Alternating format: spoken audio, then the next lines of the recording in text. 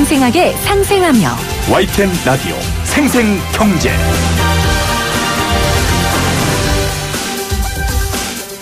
안녕하세요. YTN 라디오 생생경제 김혜민입니다. 자유한국당 심재철 의원이 국가 예산 관련 정보를 공개하면서 청와대가 부적절하게 국가 예산을 사용하고 있다고 주장했습니다. 심의원에 따르면 청와대가 밤 11시 이후 시간대에 사용한 업무 추진 건수는 총 231건, 4,132만 원에 달하고요.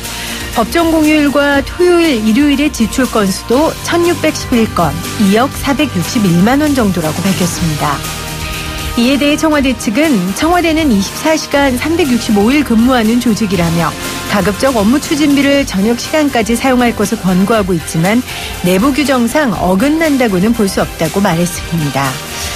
홍영표 민주당 원내대표는 심재철 의원을 윤리위에 제소하겠다고 했고요. 김성태 자유한국당 원내대표는 기재부 2차관을 검찰 고발하고 김동연 기재부 장관과 박상기 법무부 장관에 대한 해임 건의안 발의를 심각하게 검토하겠다고 했습니다. 세상에서 제일 재밌는 게 싸움 구경이라고 하는데 이 좋은 가을날 이런 싸움 구경은 정말 짜증만 나게 하네요. 2018년 9월 27일 YTN 라디오 생생경제 지금 시작합니다.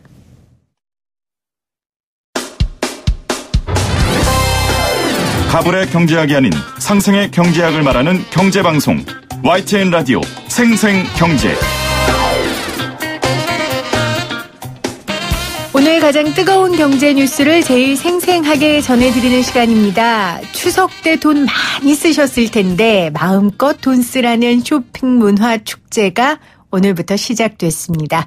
코리아 세일 페스타인데요. 백화점과 또 대형 유통업체 외에 올해는 프랜차이즈 매장들과 또 전통시장들까지 참여했다고 하네요.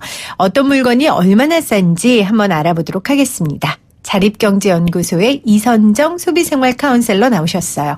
대표님 안녕하세요. 안녕하세요. 코리아 세일 페스타 이게 뭔지부터 좀 알려주세요. 예, 코리아 세일 페스타는 그 산업통상자원부 또 문화체육관광부가 주최하는 쇼핑 관광축제라고 할 수 있는데요. 네. 뭐 내수도 촉진하고 또 외국 관광객도 좀 유치하고 환류도 확산하겠다 뭐 이런 목적으로 좀 진행되는 축제입니다.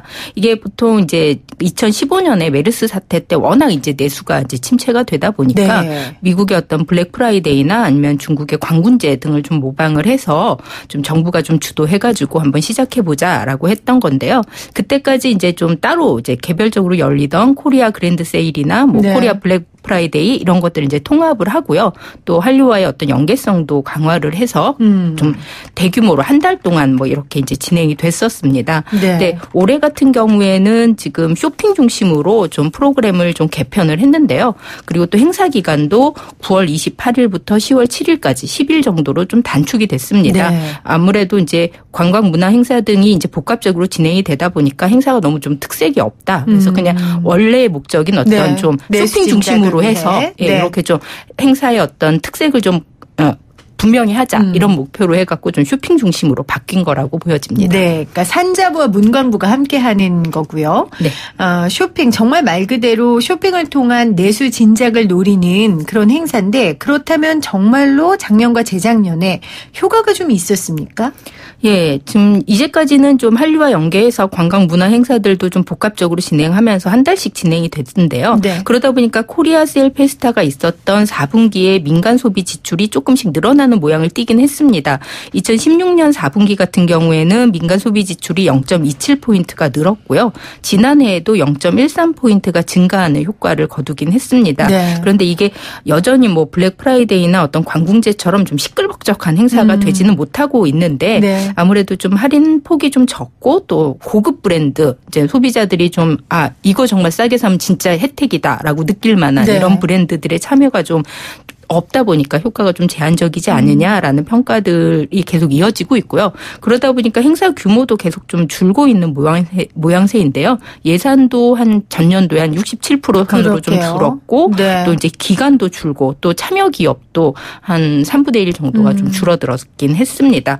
그러다 보니까 또 이제 일각에서는 이게 정부가 좀 발빼기 하는 게 아니냐 전 정부에서 했던 네. 뭐 이런 사업이다 보니까 이런 목소리도 있는데 애당초 이제 정부가 주도로 해서 어떤 이제 이런 소비 진작을 위한 유통 행사를 벌인다라는 게 사실은 좀 자연스럽지는 않은 거죠. 네. 그러다 보니까 이제 정부에서도 초기 정착 단계 지원을 주도로 했고 이제부터는 좀 민간 주도로 넘어가는 게 좀 타당할 것 같다라고 이제 입장을 밝히고 있는 거고요. 올해까지만 직접 행사를 추진을 하고 내년부터는 대한상공회의소와 같이 좀 이제 네. 정부와 민간의 어떤 가교 역할을 할 수 있는 곳으로 행사를 맡긴다라는 이런 방침입니다. 실제 미국 블랙 프라이데이나 뭐 중국의 광군제는 정부가 주도하는 게 아니고 민간에서 시작됐다면서요. 네네, 그렇죠. 네. 그러다 보니까 아무래도 민간에서 시작되면 소비자들이 더 좋아할 만한 상품들을 입맛에 맞게 좀 많이 들어올 수 있고 할인폭도 좀 커질 수 있고 정부에서 하다 보니까 정부에서 판을 깔았던 행사다 보니까 좀 아무래도 업계들도 눈치를 보고 그러나 봐요. 네. 그래서 이제는 점점 민간 쪽으로 넘기겠다라고 정부에서 얘기는 하고 있는데 저도 또 쇼핑에 관심이 아주 지대한 사람이라 들어가 봤는데 이 홈페이지에요. 대표 할인 상품들이 쫙 적혀 있더라고요. 네네. 근데 뭐 돌침대, 자이글, 소파 뭐 이런 다양한 품목들이 있긴 한데 일단 할인 정보가 부족하고요. 구체적으로 어떤 모델인지도 잘 소개되어 있지가 않아요. 네. 그 코리아 세일 페스타 공식 홈페이지에 보면 이제 대표적으로 할인받을 수 있는 이런 상품들을 광고해 놨는데 네. LG전자 뭐 올랜드 TV 같은 경우에는 25% 할인이다. 뭐 삼성 건조기를 뭐 최대 20% 할인한다. 이렇게는 소개가 돼 있는데 이게 어떤 모델인지 또 기존의 가격이 얼마였는지 그래서 실제로 이제 소비자가 체감하는 이런 할인율이 얼마가 되는지 이런 것들은 이제 자세히 나와 있지 않습니다. 또 특히 뭐 이제 무슨 우리가 흔하게 구입하는 의류나 신발 같은 경우에는 사실 최저가랑 검색을 해보면 그게 불과 뭐 몇만 원 차이인 경우들도 상당히 많거든요. 그렇게 큰 차이가 없군요. 네, 네. 그러다 보니까 사실 이제 쇼핑의 중심이 어쨌든 온라인에서 물건을 구입하기보다는 오프라인에서 구입하기보다는 온라인으로 많이 옮겨갔고 네. 온라인은 매체의 특성상 1년 내내 할인을 한 것 같은 이런 효과들을 나타내고 있거든요.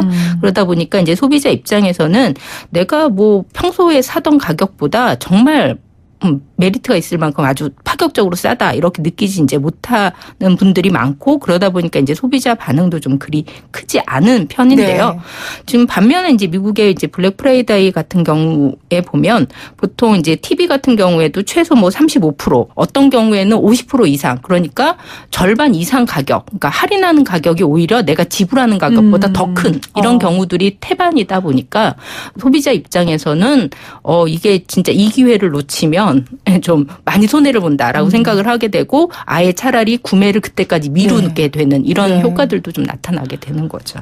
그리고 우리나라 제품인데도 이 코리아 세일 페스타에서 구매하는 것보다 미국 블랙 프라이데이 때 구매하는 게 더 싼 경우가 많더라고요. 예, 요즘 워낙 이제 해외 구매하시고 이런 것들이 막 활성화되고 있다 보니까 오히려 이제 좀 쇼핑 좀 많이 하시는 분들 같은 경우에는 차라리 그렇게 그냥 미국 행사할 때 역으로 이제 우리나라로 이제 공구하는 것들이 훨씬 더 이제 혜택이 크다라고 이용하시는 분들도 많이 계시죠. 네. 오늘 뉴스에 이제 소비자 심리 지수가 넉 달 만에 반등했다라고 나오거든요. 네. 이 부분이 코리아 세일 페스타에 좀 호재로 작용할 수 있을까요?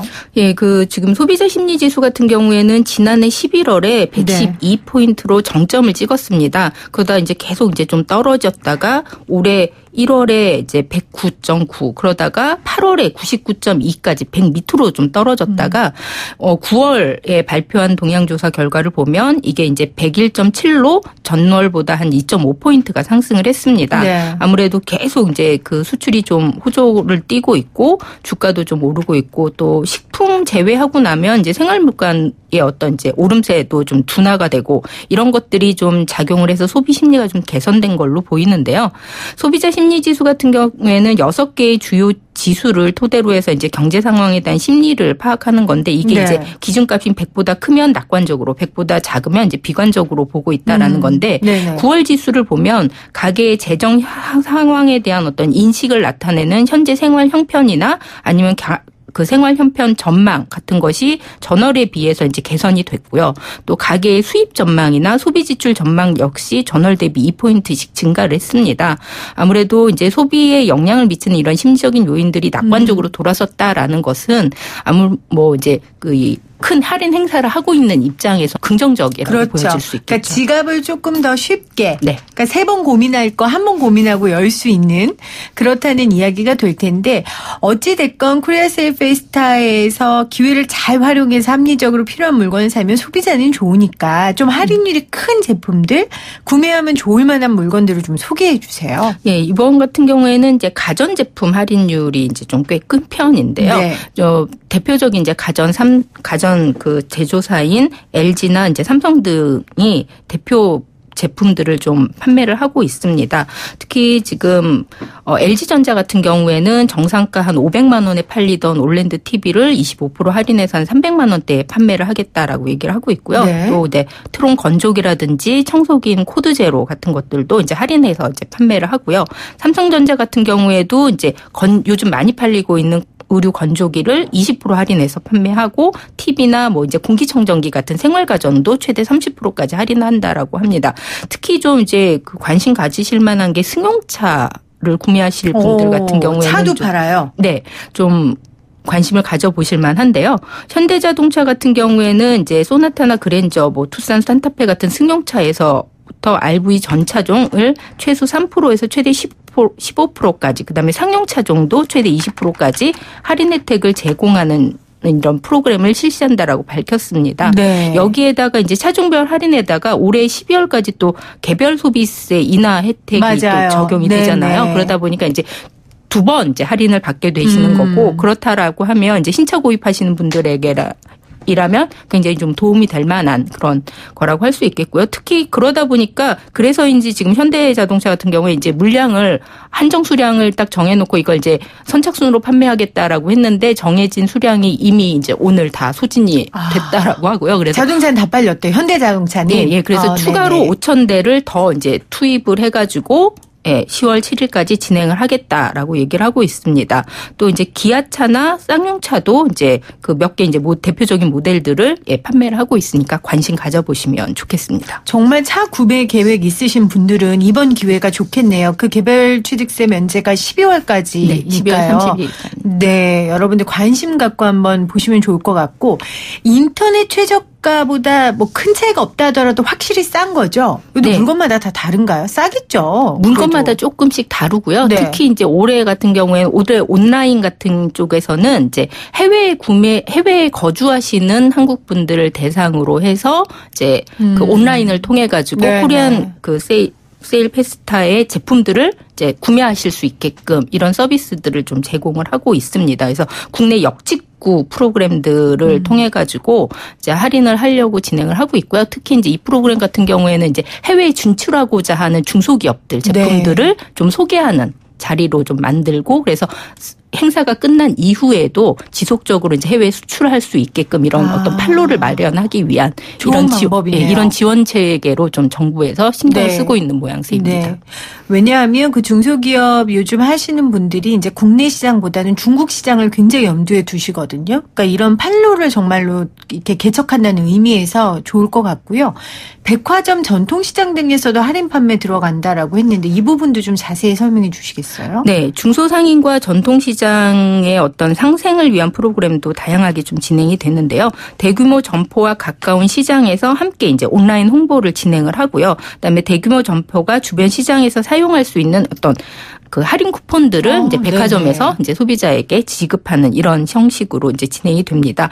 또 전국 주요 전통시장에서는요, 다양한 체험 행사를 진행을 하게 되고요. 그다음에 5대 백화점의 전국 17개 매장에서는 중소기업 우수 제품 어떤 판매전을 또 이제 특별히 열게 됩니다. 또 네. 그러면 대표적인 온라인 쇼핑몰, G마켓이나 옥션 같은 데에서는 또 관련된 별도 기획전을 실시한다고 했는데 이건 또 어떤 내용인가요?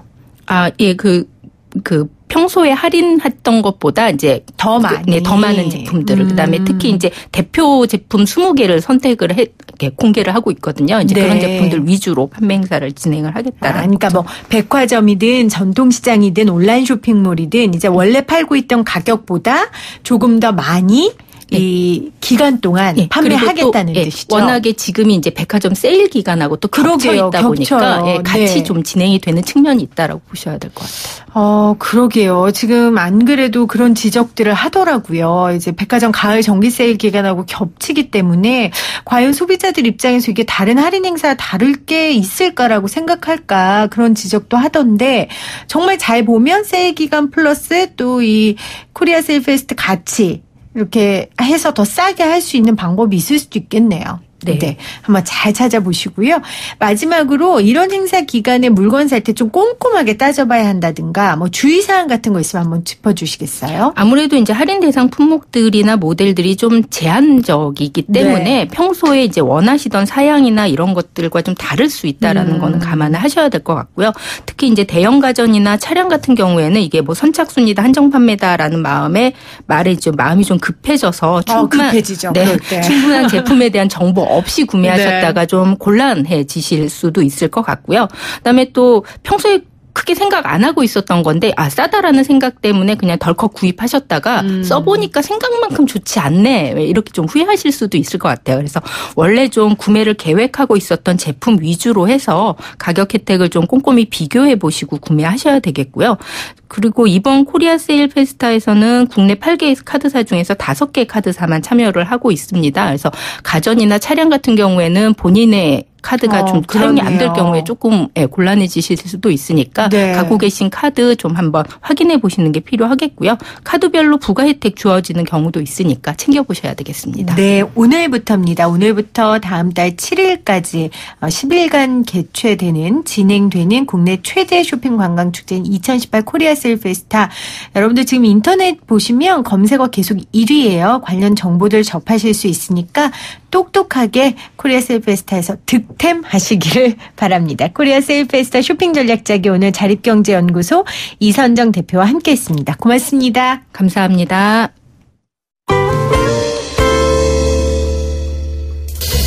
YTN 라디오 생생경제에서 여러분께 드리는 선물입니다. 청고마비의 계절을 맞이하여 여러분들의 마음의 양식을 쌓을 수 있는 다양한 책 선물들을 준비하였습니다.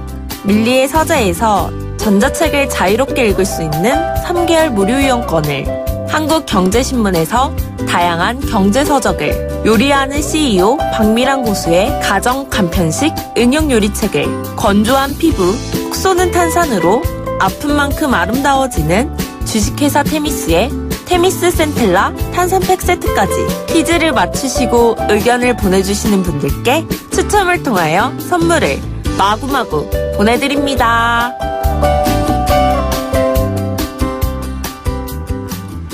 이 푸짐한 선물 받으실 수 있는 방법입니다. 지금부터 제가 내는 퀴즈 잘 들으시고요. 샵 0945 우물정 0945로 문자 보내주세요.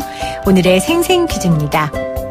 한국판 블랙프라이데이로 꼽히는 이것이 오늘부터 다음 달 7일까지 열흘간 진행됩니다. 그동안 사고 싶었지만 비싸서 못 샀던 상품들 특가로 구매하실 수 있으니까 잘 찾아보시고요. 오늘 생생 인터뷰에서 제가 자세히 정보를 드렸습니다. 오늘부터 진행되는 대규모 할인 행사와 문화축제가 결합된 쇼핑 관광 축제를 무엇이라고 할까요? 1번 코리아 세일 페스타, 2번 코리아 락 페스티벌입니다.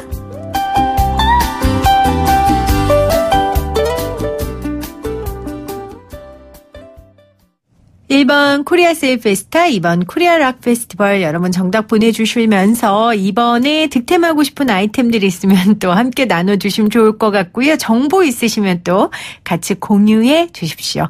생생하게 상생하며 YTN 라디오 생생경제는 방송통신위원회의 방송통신발전기금을 지원받고 있고요. 포스코와 함께합니다. 저는 2부에 다시 올게요. 여러분은 지금 경제를 알지 못하는 김혜민 PD가 진행하는 경제 전문 프로그램을 듣고 계십니다. 나만 몰랐던 경제 이야기. 이것도 경제야?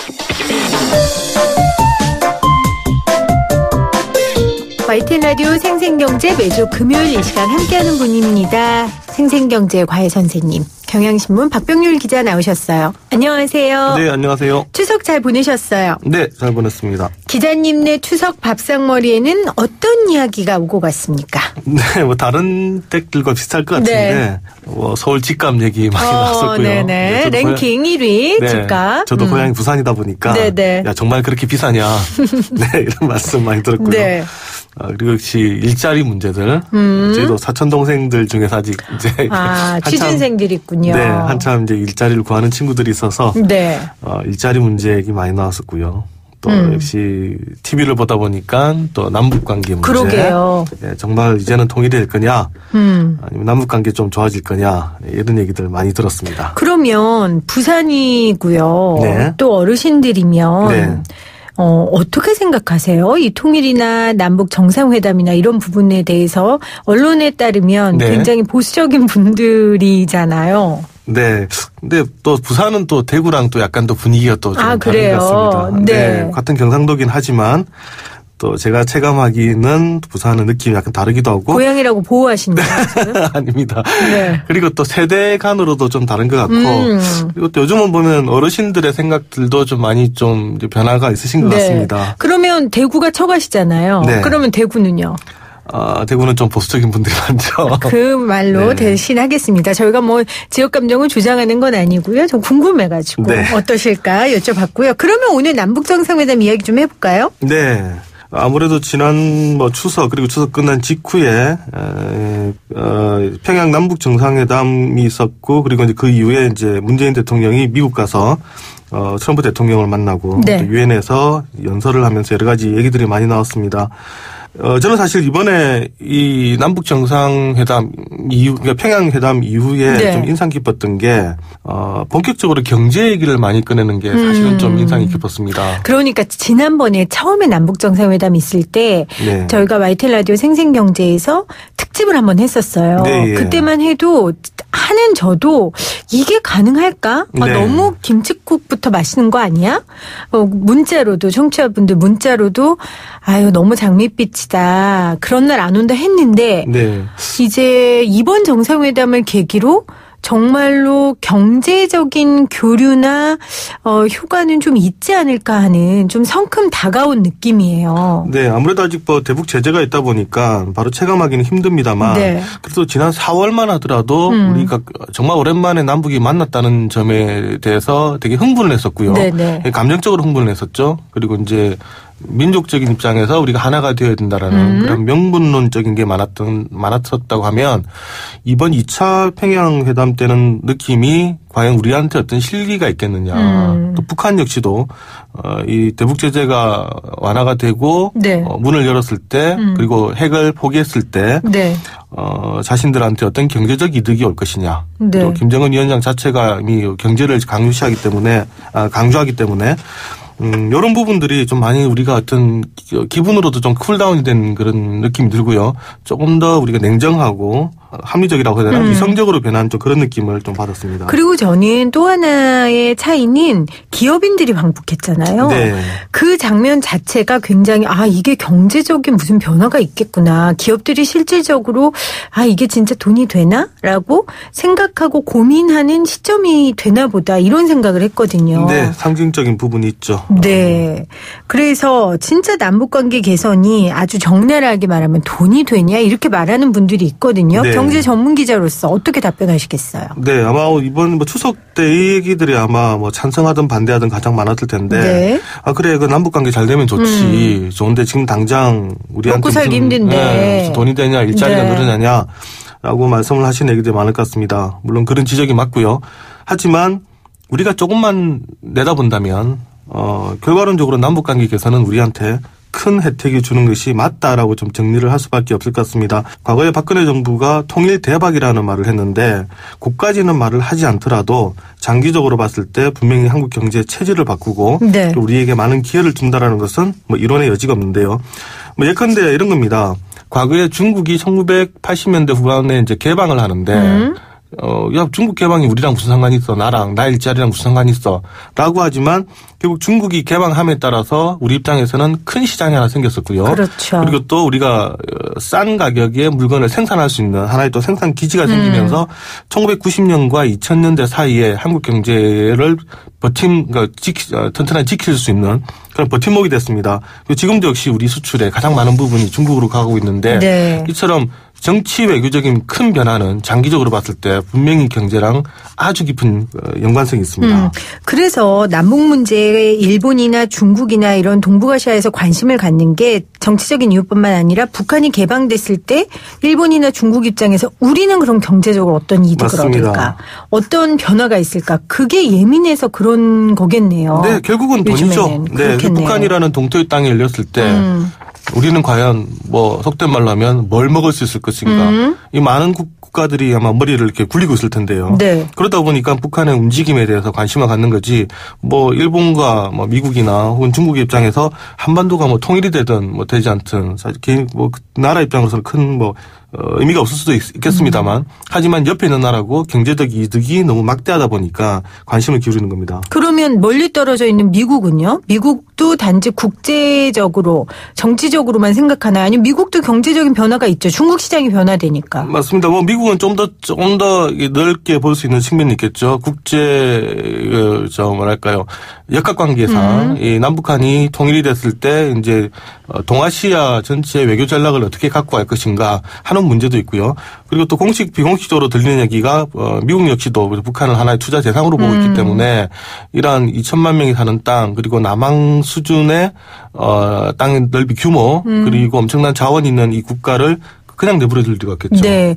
지금 지구상에 몇 안 되는 개방되지 않는 그렇죠. 그런 국가니까요. 네. 그렇죠. 한국 내에서도 남북 통일에 대한 여러 이견들이 있잖아요. 네. 우리 국민 내에서도. 그래서 문재인 대통령이나 여러 측면에서는 경제적으로 우리가 얻는 이득이 크다. 통일이 되면 혹은 남북 경협이 활발하게 되면 이런 쪽의 주장들을 좀 많이 내세우는 것 같아요. 문재인 대통령의 폭스TV 인터뷰를 보면서도 그런 생각을 했거든요. 경제 얘기를 굉장히 많이 하더라고요. 네. 우리가 한민족이니까 반드시 통일을 해야 된다. 이런 얘기가 거의 없었죠. 저도 이제 인상 깊었던 게 그런 폭스TV 인터뷰를 보면 그런 내용이 있었습니다. 질문자가 미국 내에서는 실질적으로 비핵화가 이루어지기 전에 북한에 너무 우리가 한국과 미국이 너무 많이 양보한 거 아니냐. 네네. 이런 질문을 던졌는데 여기에 대해서 이제 문재인 대통령의 답변이 상당히 인상 깊습니다. 약속은 아마 반드시 지켜질 것이다. 그러면서 세 가지 이유를 드는데요. 첫 번째는 북한은 비핵화가 완료되어야만 경제 제재가 완화되어서 어려운 경제를 살릴 수 있다. 이런 말을 했습니다. 두 번째는 트럼프 대통령 입장에서는 이 비핵화가 완료되어야 지금까지 누구도 하지 못했던 북한 문제를 해결하는 그런 아주 위대한 업적을 거둘 수 있다. 얘기를 했고요. 세 번째는 저로서는 그러니까 우리 한국으로서는 네. 북한의 비핵화가 완료되어서 경제 제재가 풀려야만 남북 간의 본격적인 경제 협력이 가능하고 그것은 역시 또 어려움에 놓여 있는 한국 경제의 새로운 활력이 될 수 있다. 이렇게 얘기를 했는데 이 약속이 지켜져야 비핵화에 대한 약속이 지켜질 거다라고 생각하는 세 가지 이유 중에 북한과 한국의 경우는 경제적인 이유를 두고 있습니다. 네. 미국의 경우는 이제 정치적인 그러한 의미가 있습니다만 그만큼 우리 입장에서는 지금 실리적으로 접근하겠다 이런 의미였는데 경제부 기자 입장으로서는 상당히 인상이 깊었습니다. 그렇네요.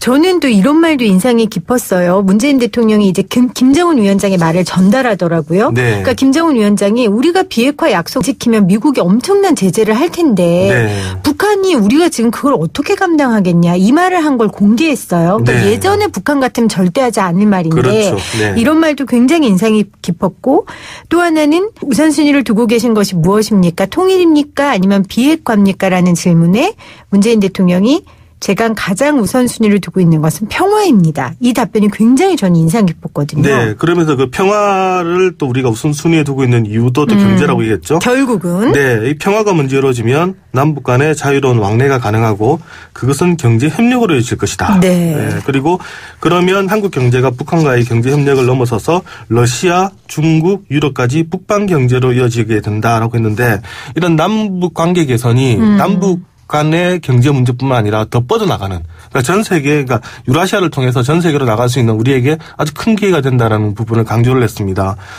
역시 우리가 뭐 그전에는 그다지 강조하지 않았던 사실 그런 네. 부분들인데, 물론 과거에도 뭐 러시아 이니셔티브 이런 얘기가 있었습니다만, 결국 이런 남북 관계 개선이 우리한테 큰 기회를, 경제적인 기회를 줄 수 있다는 부분을 강조했다는 부분에서 역시 좀 주목할 만한 그런 부분이 있었다고 봅니다. 문재인 대통령은 남북관계 개선이 반드시 우리 경제에 도움이 돼야만 시민들의 지지를 받을 수 있다는 걸 확신하는 것 같아요. 그러니까 네, 이번에 이제 그렇게 좀 설득하는 모습도 느껴졌죠. 네. 실제 그 영화 웰컴 투 동막골 보면 나오잖아요. 네. 북한 인민군이 이렇게 강원도인가요? 네. 왔는데 그렇죠. 그 강원도 마을의 이장님한테 네. 어떻게 이렇게 모두가 다 평화롭냐고 물어봤나요? 그랬더니 네. 나는 한 거 없고 그냥 곳간에 먹을 거 안 떨어지게 했더니 평화가 찾아왔다. 네. 그런 것처럼. 별을 곰지 않게 해야 한다. 맞아요. 네. 맞아요. 그런 이유 때문에 김정은 위원장도 이제 어쩔 수 없이 경제 개방을 해야 된다고 생각하는 것 같고요. 네. 남북관계가 그럼 개선되면 정말 구체적으로 경제적인 측면에서 어떤 점이 도움이 될지 좀 소개를 해 주세요. 네, 뭐 여러 자료가 참 많은데 네. 제가 찾다 보니까 재밌는 자료를 하나 발견했습니다. 2014년에 한 보수 언론이 보수 언론이 네, 그 통일 대박론을 얘기를 하면서 보도를 네. 했는데요. 제가 찾은 자료 중에 이 자료만큼 통일의 경제적인 효과를 잘 추산한 그런 내용이 그렇군요. 없는 것 같아서 그냥 그거 있는 대로 그냥 설명드리는 게 가장 좋을 것 같습니다. 네, 2014년도 말 보수 언론입니다. 네. 네. 그냥 총론을 보면 남북한이 통합되면 어떻게 될까? 2050년에 통일한국이 세계 5위가 된다. 그러면서 신흥 강대국이 될 것이다. 이렇게 전망을 하고 있습니다. 2008년부터 5년간 우리 남한, 그러니까 한국이 세계 15위 수준에서 계속 정체가 되어 있는데 통일이 되게 되면 5위까지 올라간다. 이런 얘기고요. 그 근거로 우리 인구가 지금 현재 5천만인데 북한 인구 2,400만 합치면 7,400만 네. 명이 된다. 그러다 보니까 인구 구조도 생산 가능 인구가 많이 늘어나고 또 노령화율도 지금보다 낮아지게 되어서 인구 구조도 개선된다. 이런 얘기를 합니다. 북한이 우리보다 지금 젊은이층이 많기 때문입니다. 그렇겠네요. 이렇게 되다 보니까 일할 사람도 통일 전보다는 많아지고 소비할 사람도 많아지다 보니까 내수 시장이 커지게 되고요. 이 내수 시장이 커지게 되면 해외 의존도를 벗어나서 자생적으로 성장할 수 있는 기반도 된다. 네. 그래서 아마 한국 경제 체질이 바뀔 거다. 이렇게도 주장을 합니다. 그러면서 2050년 가면 소득이 무려 8만 달러에 이르게 되고 그렇게 되면 G20 국가 중에서 미국에 이어서 2위에 오른다. 이걸 통일평화연구원이라는 곳과 같이 연구를 해서 발표를 했었습니다. 이게 가능한 일이에요? 지금 생각하면 이렇게 장밋빛 전망을 할 수가 있을까? 아니 2014년도에 남북관계가 어땠는데요? 네, 그때는 최악인 상태였었죠. 박근혜 정부 때죠? 네, 그때 박근혜 대통령이 돌연듯 통일 대박론을 들고 나오면서 네네. 그 근거로 사실 그 제시가 됐던 그런 내용들입니다. 네네. 그럼 이렇게 구체적으로 어떻게 해서 우리가 G20까지 갈 수 있느냐 네. 관련돼서 또 취재도 많이 했던데요. 또 재밌는 게 세계적인 투자자인 그 짐 로저스의 말을 좀 빌려서 한 게 있습니다. 통일이 되면 스타 기업들이 줄줄이 탄생할 거다 이렇게 전망을 했는데 이유가 뭐냐 봤더니 북한의 저렴한 노동력과 천연자원이 한국의 자본과 결합을 하면서 좋은 기업들이 많이 나올 거다. 네. 특히 광산과 농업 분야가 통일 즉시 신성장 산업이 된다. 이렇게 얘기를 했습니다. 무엇보다 통일이 되면 10억 인구의 중국 그리고 세계 최대 자원 보유국인 러시아와 국경을 맞대면서 한국이 물류 중심 국가가 되고 네. 그러면서 한국 기업들에게 엄청난 기회가 주어질 것이다 라고 주장을 했고요. 그러면서 북한 인프라에 한 122조 원 정도 투자를 해야 되는데 이렇게 되면 경제적인 효과가 무려 303조가 생길 거다. 왜냐하면 한반도와 베이징, 모스크바, 유럽을 잇는 물류 실크로드로 한국이 될 수가 있기 때문이다 라고 얘기를 했고요. 건설업에 82조 원, 중공업에 86조 원, 그리고 전기, 가스, 수도 이런 데 46조 원의 생산 유발 효과가 생긴다라고 주장을 했습니다. 이렇게 우리나라가 정말 잘 풀리면 국가 신용 등급도 당연히 올라가겠네요. 네, 이 부분도 보니까 또 얘기를 했더라고요.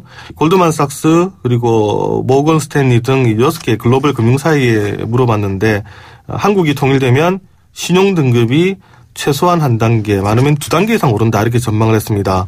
그리고 이제 이 6개 글로벌 금융사 중에서 통일 5년 뒤에 한국 경제가 나빠질 거다라고 전망한 곳은 한 군데도 없었다. 이런 말도 지금 전하고 있습니다. 이유가 뭐냐면 일단 북한 리스크가 바로 사라지니까, 그러니까 안보 리스크가 사라지는 거죠. 외국인 직접 투자가 급증할 수가 있고요. 그리고 이제 이 부분이 이제 바로 한국에 대한 안전도를 높이니까 국가 신용 등급이 이제 올라가는 그런 계기가 됩니다. 네네. 그리고 이렇게 국가 신용 등급이 상향 조정이 되면 역시 해외에서 우리가 차입하는 비용, 즉 그 조달 비용이 낮아지게 되니까요. 기업들 입장에서는 비용 부담이 또 줄어듭니다. 이제 이런 부분들이 계속 이루어지면 역시 또 외국인 국내 투자가 또 더 늘어나게 될 것이고요. 네. 그러면 한국 기업은 더 튼튼해지고 성장 가능성이 높아진다. 이렇게 분석을 했습니다. 튼튼해진다. 성장 가능성이 높아진다. 신용 등급도 올라간다. 진짜 장밋빛인데 당연히 통일 비용 이야기를 했겠죠? 네. 사실 보수 쪽에서 많이 주장하는, 혹은 보수가 아니더라도 통일에 대해서 우려하는 분들이 많이 주장하는 게, 걱정하는 게 통일 비용입니다. 네. 근데 이 신문에 보면 통일 비용에 대해서도 그다지 걱정될 것이 아니다. 걱정할 일이 아니다. 네. 통일 비용 겁내지만 혜택이 2배나 크다. 드는 비용보다 우리가 받는 비용이 더 클 것이다. 네. 이걸 강조를 하고 있습니다. 2050년까지 통일에 따른 비용은 최대 4,700조 원이 든다. 엄청난 돈이죠? 네. 하지만 이에 따른 혜택은 최대 6,700조 원이 생길 것이다. 6,700조. 진짜 네. 통일은 대박이네요. 네. 그러니까 비용 대비 우리가 생산하는 것을 따지면 무려 2,000조 원 이상 우리가 얻는 것이 더 많아진다. 네. 그러니 걱정하지 말고 돈을 쓰자. 이게 또 통일 비용에 대해서 우려가 과도하게 부풀려졌다 이런 표현도 씁니다. 남북 통일 비용 중에서 국민들이 부담할 것은 23%밖에 안 된다라고 네. 얘기했는데 그 이유가 바로 민간이나 해외에서 투자 자금들이 들어와서 이것들이 이제 북한 인프라라든가 들어가기 때문에 실제로는 순수 비용은 900조 원밖에 안 될 거다. 이런 주장도 하고 있습니다. 또 독일의 경우에 통일 비용이 크지 않았느냐 이 주장에 네. 대해서도 독일은 갑자기 통일이 되기 때문에 통일이 됐기 때문에 막대한 돈이 투입이 됐지만 우리는 점진적으로 만약에 통일을 우리가 준비한다면 독일이 쓰는 비용의 절반이면 충분하다. 네. 이런 주장까지 펴고 있습니다. 그러니까 지금까지 우리가 걱정해왔던 통일 비용도 우리가 앞으로 얻을 것, 그리고 실제로 우리가 부담할 것 따지면 과도하게 부풀려졌다는 게 이 신문의 주장입니다. 자, 그러면 통일 비용을 우리가 제일 우려한 것 중에 하나이고 또 하나 우려하는 게 이제 통일이 되면은 일자리, 안 그래도 지금 일자리나 네. 이런 우리 청년들이 설 자리가 없는데 통일이 되면 일자리 더 뺏기지 않냐. 그런 논리로 난민들이나 외국인 노동자들도 타박하는 거잖아요. 네. 그런 분들이. 그거에 대한 언급도 있었습니까? 네. 여기에 대해서도 답변을 좀 제시를 해놓고 있습니다. 굉장히 디테일하네요. 네. 네. 통일이 되면 2030 세대에게는 기회의 창이 생길 것이다. 그리고 통독되는 공무원 일자리만 만개가 늘어났다. 라는 말을 홀트만 독일 사회연구센터 소장의 말을 인용해서 전하고 있습니다. 즉 통일이 되면 2030 세대가 가장 큰 수혜를 받고 이런 공공분야 일자리만 하더라도 네. 단순히 공무원 일자리만 해도 10,000개 더 생기니까 결국 이 일자리 한국의 젊은이들이 가져가지 않겠느냐라는 네. 얘기니까 통일이 되면 일자리를 잃는 게 아니라 오히려 더 생길 수 있다. 이 부분을 지금 강조를 하고 있습니다.